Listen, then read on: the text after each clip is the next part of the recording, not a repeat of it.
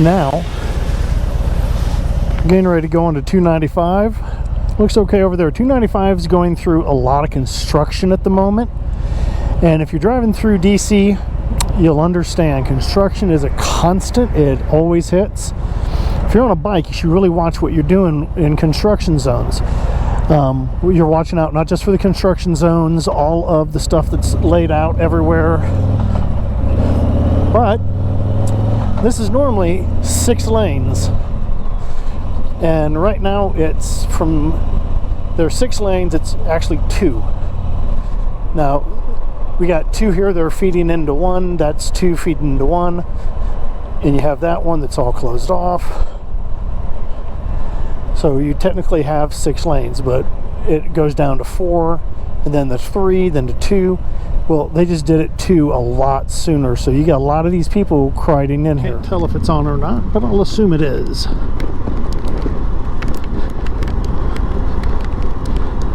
I'm near to where I cut up and go on the highway again.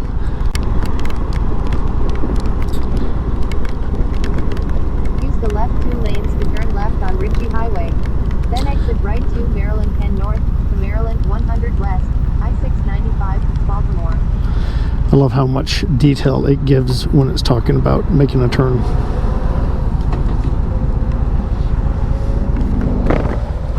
Alright, I'm going to tell a motorcycle story real fast.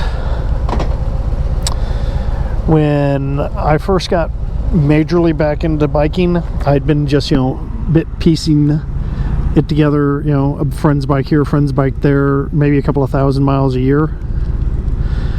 But we got back to Texas, and I need to go back into this full time because I'm being in a state that's warm all year, that's, where we're at, not a huge amount of rain. So I ordered my bike when I was in Germany, coming back.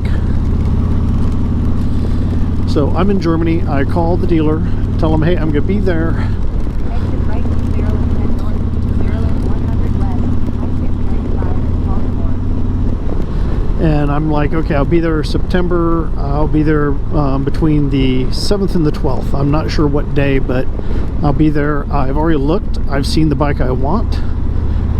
I want the VTX, I want it in red. Do you guys have one? Oh yeah, we've got one, no problem. All right. Do I need to put a down payment or anything? No, you're military, it's good to go. I'm going to shut this up. So I'm sitting there thinking, all right, my bike's ready, everything's good to go. I'm headed there. I get to the dealership, and the guy who had talked to me is like, oh wow, you're real? I'm like, yeah, why? We've had a lot of people say stuff like that and never show up, so we didn't get a bike for you. Luckily the owner was walking by and said, excuse me? And I'm like, I actually called to verify that everything was ready about a month ago when we got to the States. I was up in Michigan, I wanted to verify everything was good to go.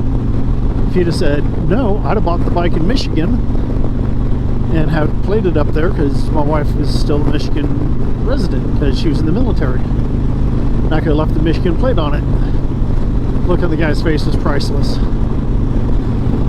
Needless to say, the owner's like, we will get you one, give me a few minutes to find out what it's going to take to get you one.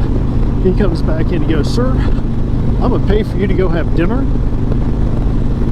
and if you wouldn't mind killing 4 hours, I have a bike coming in for you from a friend's dealership. They brought one down from Dallas. It took them 5.5 hours, but I had my brand new bike. It was red. If I'd wanted a silver or a blue one, they had them, but red they had to order from all the way up in Dallas. I thought it was funny, but they gave me a heck of a deal.